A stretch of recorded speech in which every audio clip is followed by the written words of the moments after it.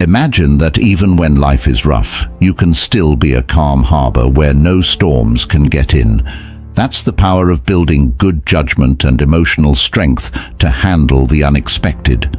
This video, which is based on the 10 key principles of Stoicism, will show you how to create a state of calmness where nothing can disturb your inner peace. Why is there a difference between being able to control your thoughts and not being able to control external events?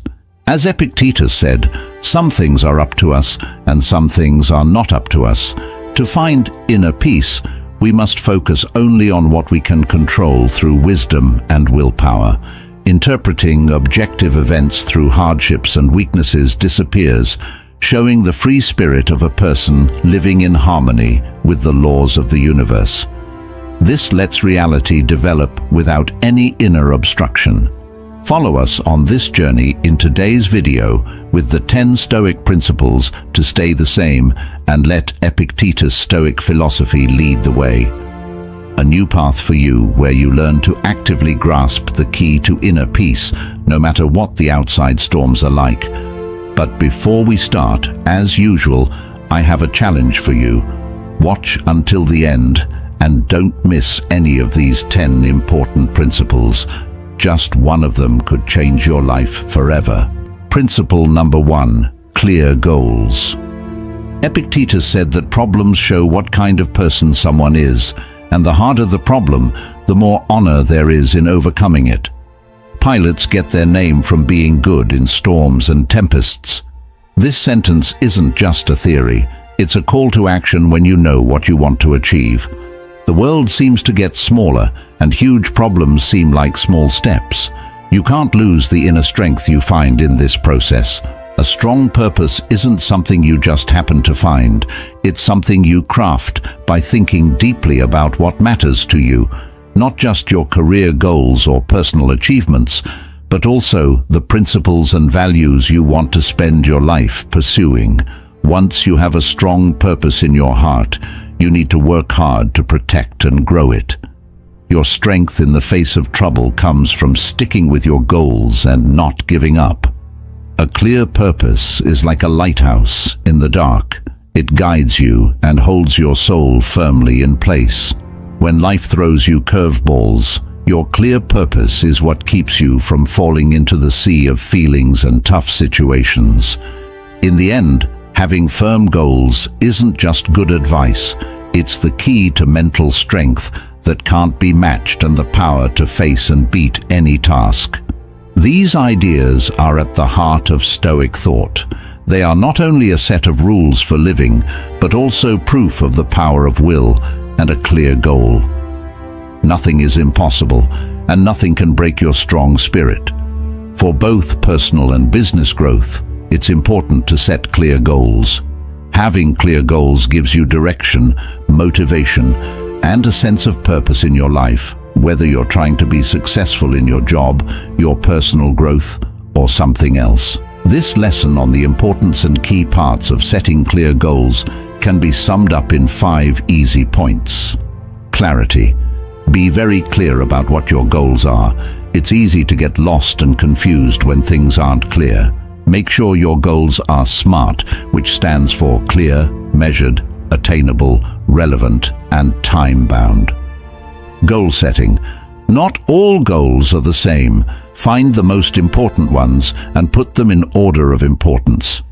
This helps you make good use of your time, energy, and resources. Break it down. It can be scary to set big goals. Split them up into smaller jobs or milestones that you can handle. This makes the trip less scary and makes it easier to see how you're doing.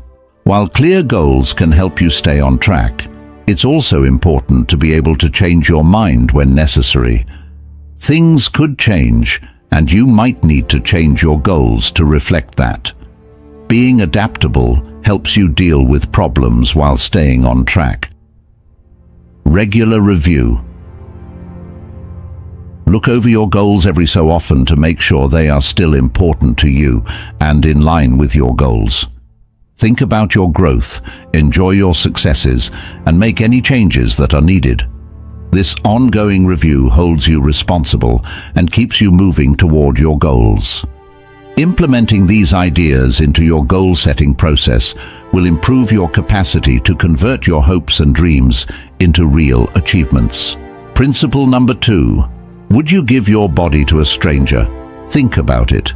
You would never consider giving someone you don't know and trust control of your body. So why do we let random thoughts and lies take over our minds so easily? When we let other people's opinions affect us, we are basically giving them the key to our happiness and peace. Mind control isn't just a skill, it's an art. When someone hurts us, it's natural to feel angry and want to get back at them. Start with what you do every day. Make little plans, and to boost your confidence, try to reach them every day. You can start to understand your emotions better and live in the present moment as you learn that you have the power to choose how to respond to any situation. You will slowly become stronger against problems and stop letting bad feelings affect you. Imagine a baker who works hard every day to improve their skills and doesn't care what other people think about them. This baker doesn't let outside views affect how they do their work. Spirit, with patience and control, the baker not only gets better at baking, but they also find true freedom and inner peace. And they can handle any judgment with grace. Stoic philosophy isn't just a school of thought. It's also a powerful tool that can help us deal with and get through everyday problems. By learning to control our thoughts and emotions in a healthy way, we can find real peace and freedom in a world that is constantly changing and uncertain. We can't help but be gossiped about and judged by others. But have you ever wondered if the weight of hurtful words really defines you? Or if it's your strength and inner peace? This story isn't just about how to deal with mean words. It's also about soul freedom and what it means to not be bound by other people's views. When talking about personal boundaries, the question of giving your body to a stranger is a powerful way to show how important it is to set limits and love yourself. Even though it seems crazy, thinking about this situation can help you understand the subtleties of consent, liberty, and self-preservation. Know how much you're worth. Your body is a holy object that needs to be respected and cared for. Take a moment to understand your worth and protect your right to choose who can see it. The key is consent. Consent is an important part of having good relationships and interactions. Give your body to a stranger only if they ask you to. Make sure that all interactions, physical or mental, are based on mutual respect and agreement. Set clear limits. To protect your physical and mental health, set clear limits. It's important to be clear about these limits and stick to them, even if it means telling other people no. Accept your gut feelings. Pay attention to your gut feelings and accept them. If something doesn't feel right or if you think you might be in danger, put your safety first and leave the situation. Self-care is not optional. Put your health and well-being ahead of everything else. This means putting your mental health, social needs, and physical health first. Remember that taking care of yourself is not selfish. It's necessary for happy relationships and a full life. By making these principles a part of your life, you give yourself the strength to handle life's challenges with self-confidence, respect, and a strong commitment to your own limits. Principle number 3. If someone talks badly about you. Epictetus once said that we can't change other people's thoughts or actions, but we can change how we react to them. In today's world, this means accepting that everyone has their own ideas and values, and they may not always agree with us or act the way we want them to. In the same way that Christ told us to love our enemies, we are told to be patient and open-minded about different points of view, even when they are at odds with our own, so that we can live a life that is not divided. When you're sure of the road you've chosen and the reason you chose it, When other people say mean things, they lose their power. Lastly, we need to learn to be patient and kind so we can handle insults and arguments without letting them get to us. Being patient helps us stay calm and not respond quickly or badly, and being gentle helps us keep good relationships with other people even when they disagree with us. The lives of saints and artists who endured insults and harm with patience and kindness while staying true to their path show us how to do the same. When we focus on personal growth and resilience in the face of challenges, we not only make our own lives better, but we also inspire those around us. Remember that true power doesn't come from controlling what other people think or say about us, but from controlling how we let those things affect us. Share your thoughts in the comments section below. Your story could help other people find strength and courage. It can be painful and hard to deal with when someone says bad things about you, but how you handle these kinds of events can have a big effect on your health and relationships. When someone says bad things about you, here are 5 simple things to think about. Stay calm. Reacting emotionally or hastily can make things worse. Before you answer, take a deep breath and gather your thoughts. Remember that staying calm helps you think more clearly and act in a reasonable way. Take a look at the situation. Before you do anything, look at the situation and the person's words to see what they mean. Take a moment to think about whether what they're saying is true or just mean rumors. Figuring out the reason can help you decide what to say. Pick your answer carefully. Choose whether you need to deal with the problem directly or if it's better to just let it go. Sometimes, talking to the person in a cool and firm way can clear up any confusion or stop more rumors from spreading. At other times, it may be better for your health to ignore it and focus on good relationships. Get help. Telling a trusted friend, family member, or mentor how you're feeling can help you see things more clearly and give you mental support. Spend time with people who make you feel good and give you support when things are hard. Focus on improving yourself. Instead of dwelling on the bad things people have said about you, use your energy to improve yourself. To become the best version of yourself, use criticism in a helpful way to figure out where you need to improve. Remember that what other people say about you doesn't decide your worth. If you follow these easy steps, you can handle situations where someone talks badly about you with grace and strength, keeping your peace of mind and sense of self-worth in the end. Principle number 4. Insult and offense. Epictetus said in a strong and wise voice that what really scares and upsets us is not what's happening around us, but how we think about it. This means that when someone offends you, it's not their words that hurt you, but how you understand and respond to those words that determines how they affect your soul.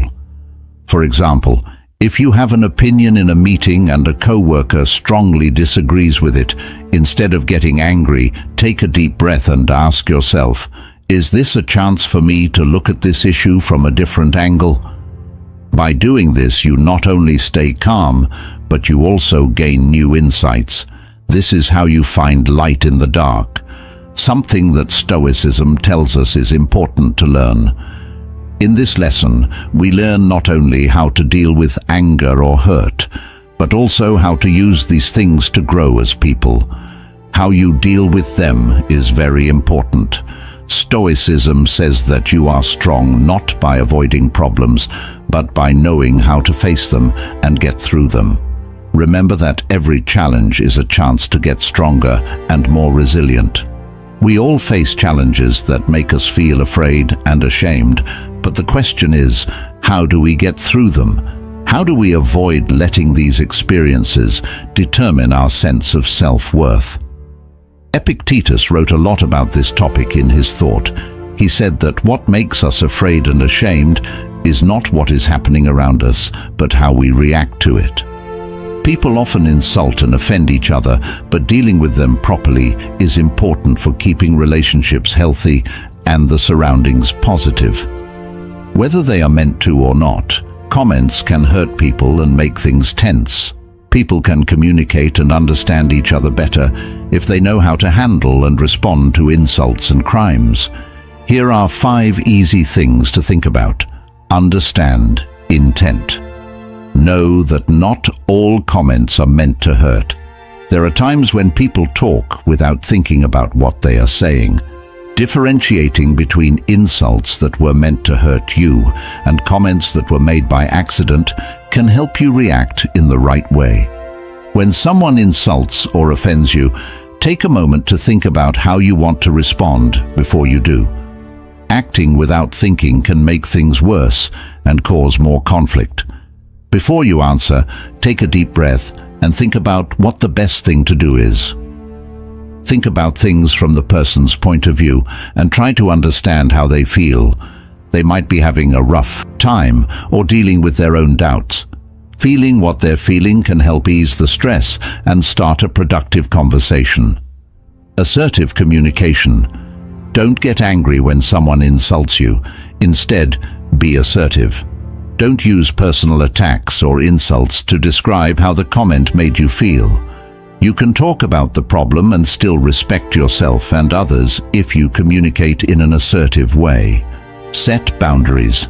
Make it clear what kind of behavior is allowed in your interactions with others. If someone insults or offends you over and over again, even after you try to talk to them about it, you might need to stay away from that person or get help from other people. By remembering these simple tips, you can handle insults and complaints with class and grace, which will help you build good relationships and communicate more effectively. Principle number 5, fear and dishonor. Have you ever felt like you were trapped in a glass cage of fear and shame? That's when we do things we don't want to do just to get likes or a small praise on social media. But Epictetus, known for his timeless wisdom, pointed out a simple but profound truth. We are the ones who give every event meaning, which creates fear and shame in our souls. Instead of denying our emotions, Stoicism encourages us to face them with courage and self-control. Overcoming fear and shame means, held back by the gaze and words of others, it's a journey back to ourselves to rediscover the worth and meaning of life in every breath and choice. Epictetus teaches that the key to happiness is not outside, but inside each person. When we base our sense of self-worth on things we can't change, we let fear and shame in. On the other hand, when we work on improving ourselves, we find unmatched peace and strength when we let go of fear and shame. Epictetus's Stoic philosophy is not only a lesson on how to deal with problems, it's also a reminder to live a meaningful life where fear and shame don't get in the way of happiness and freedom.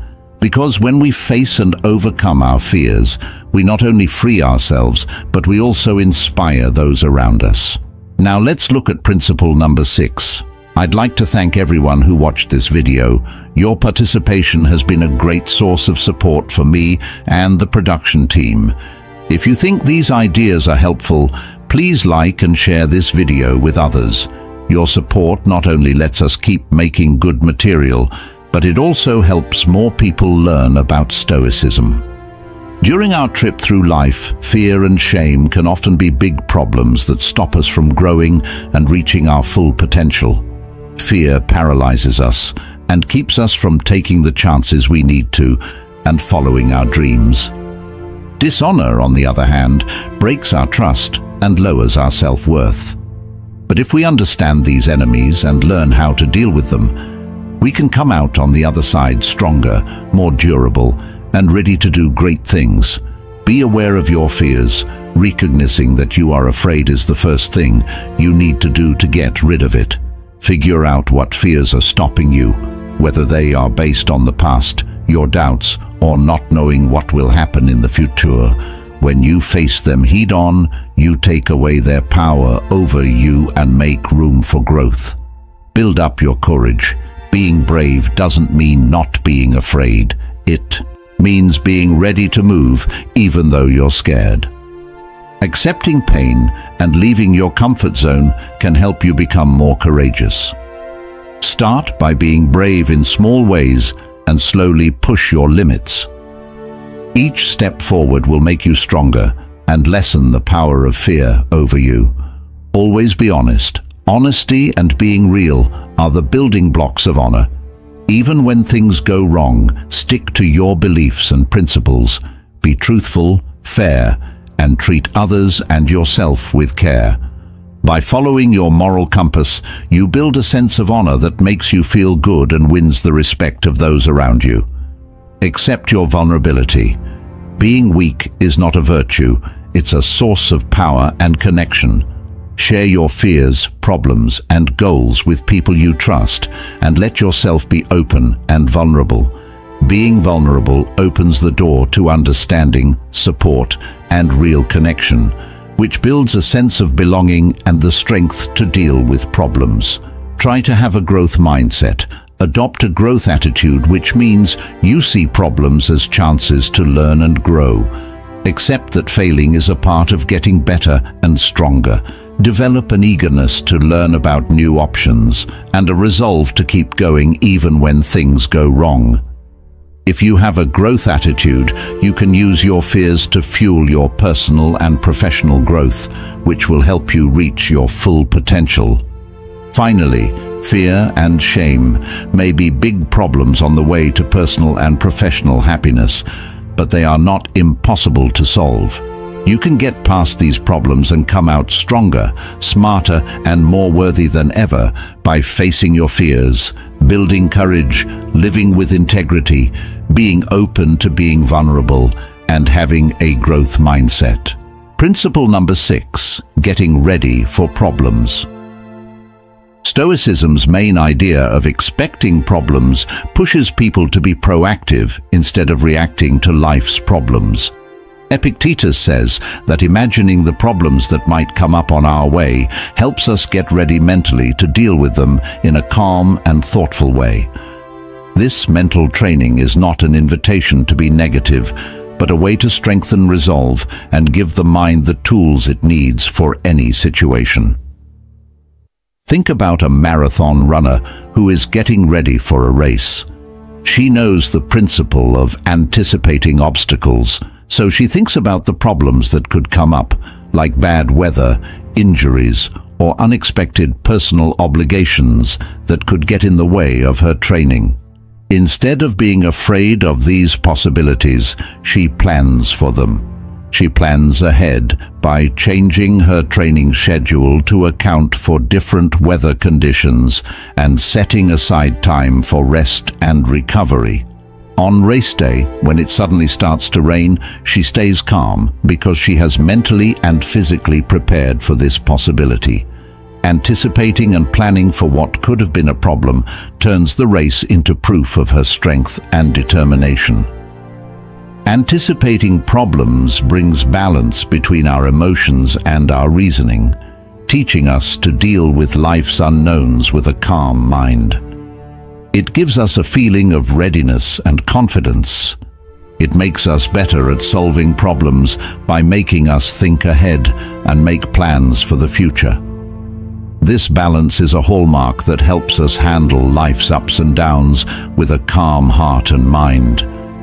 Don't allow yourself to be hurt, and you won't be hurt. This is a choice you have power over. Epictetus once said that the way we choose to handle every scenario is what gives us real power. This point of view gives us a way to reach liberation, a new way to think about how we deal with life's problems and pain. Principle number 7. No one can hurt you. If you have a serious problem with a trusted friend, your first feelings might be hurt and betrayal. But fortitude teaches us that even though this is a natural reaction, you have the power to express your emotions and shape your actions from there. So the question is, how do we apply this principle to our lives? The first is the freedom to choose the answer, whether it's to face pain or criticism. Remember that you have the power to decide how to respond, which doesn't mean denying your feelings. It means accepting them and doing it again. Wanting to manage is finding within. Faith and happiness aren't gained by staying away from all bad things. They're gained by believing that in Christianity, you can get through anything. A lot of the time, faith and prayer give people this power. The third is mercy. Just as Jesus forgave those who hurt him, we are also called to show mercy. This not only makes things easier for us, but it also makes peace and love possible. Remember that this is not a call to be mean to people or avoid them. It's a reminder that we have power and the choice to deal with problems in the way we see fit. It's also an encouragement to find peace and strength through the faith we follow. Principle number 8, repressing your actions.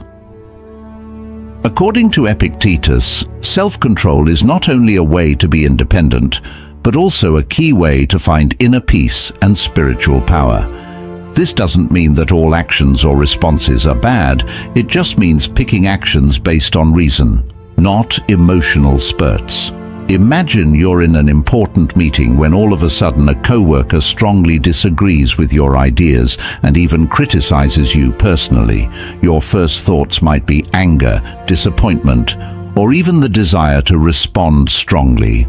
However, Epictetus says that this is the time to learn self-control. Instead of letting your emotions take over, take a deep breath and remind yourself that anger or strong retaliation won't solve the problem. You choose to accept that. Being careful with our words and actions not only keeps bad things from happening, but it also shows that we are mature and smart in a world where strong responses are often viewed as strong. Epictetus tells us that real strength comes from being able to control oneself in any situation. So how can we use this lesson in real life? The first thing we can do is recognize our emotions. When they start to rise, we should admit them and accept them without reacting right away. The second is to think about what you're going to do or say before you do it. The third is to ask yourself if your action or speech is based on reason and will it lead to good results. The fourth is to act mindfully and choose an action that shows a deep understanding of the situation rather than just an immediate reaction. By controlling our actions, we not only control our emotions, but we also face and overcome challenges calmly and effectively. This not only makes our lives better, but also helps us become the best version of ourselves, a resilient and steadfast self amidst the storms of life. Are you ready to restrain your actions to become a better version of yourself? Leave a comment, "I'm ready," below this video. Repressing your actions means holding back your thoughts, feelings, or actions, whether you are aware of it or not. This could affect your mental and emotional health, as well as your interactions with other people in different ways. Before you try to stop yourself, here are 5 easy things you should know. Awareness. Be aware of when you're holding back your behaviors. Pay attention to any trends you see in how you avoid or push down your feelings, thoughts, or actions. Being aware of this habit is the first thing that can be done to stop it. Figure out the cause. Find out why you're holding back your acts. Fear of being judged, traumatic events in the past, social norms, or deeply held beliefs could all be to blame. As you work to overcome confinement, it can help to understand the basic reasons behind it. Feel free to share your feelings and thoughts by finding good ways to do so. This could mean writing in a notebook, talking to a trusted friend or therapist, doing creative things, or focusing on the present moment. When you talk about your feelings, you let them out and don't have to hold them back. Treat yourself with kindness as you work through the process of dealing with fear. Realize that it's a normal reaction to many inside and outside factors. Give yourself the same kindness and understanding that you would give to a friend who is going through the same things. If you need help, don't be afraid to ask for it from friends, family, or mental health workers. If you're having a hard time getting over repression on your own, you can get helpful advice and tools to help you on your way to being more real and emotionally free through therapy, support groups, or counseling. Principle number 9, the power of acceptance. If you're on a long trip and all of a sudden realize you're lost, you might feel angry, disappointed, and stressed. But if you use Principle 9, the power of acceptance, you start to look at the situation calmly and accept that you're lost. You realize that worrying or being angry won't change the present reality. From this acceptance, you start to look for a way to get back on track. Solutions like using a map to get directions or a GPS. The important thing is that you know you can handle things on your own instead of letting bad feelings take over. Here are 5 things you can do to get better at holding on to the power of acceptance. Identify and accept your feelings when you're having a hard time. Take a moment to notice how you're feeling.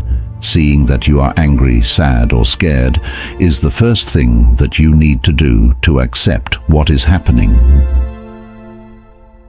Reading and analyzing. Try to figure out what the problem is at its core and think carefully about what you can control and what you can't. Focus on what you can change instead of what you can't. Focus on the good things you can do with your energy. Acceptance is not giving up. It's the start of doing something useful. Find meaning in everything you do, and remember that every struggle is a chance to learn. Use the lessons you learn from each situation to grow. There is always something to be thankful for. Being thankful helps us keep our souls healthy and see the good in bad situations. By using the power of acceptance, you can not only learn how to deal with problems, but also find peace and happiness in your daily life. This is one of the most important lessons that Epictetus's Stoic philosophy teaches us. According to Epictetus, we are all born with the ability and duty to live in harmony with others. We have been on an inspiring and difficult journey together as we have studied Epictetus's philosophy and tried to apply the 9 Stoic principles to our daily lives. These lessons have not only helped us get through the rough patches of life, but they have also given us the strength to build a strong soul that can handle anything. But the journey of self-improvement is never a solitary process, which is why we want to invite you to join us in this exchange of wisdom. Have any questions or problems with applying these 9 principles to your life? Share your thoughts and experiences in the comments section. Every question, problem, or even success story can help our community grow and thrive. Don't forget to like and share this video with friends who you think will be inspired by the Stoic principles, and subscribe to our channel so you don't miss any videos that will help you.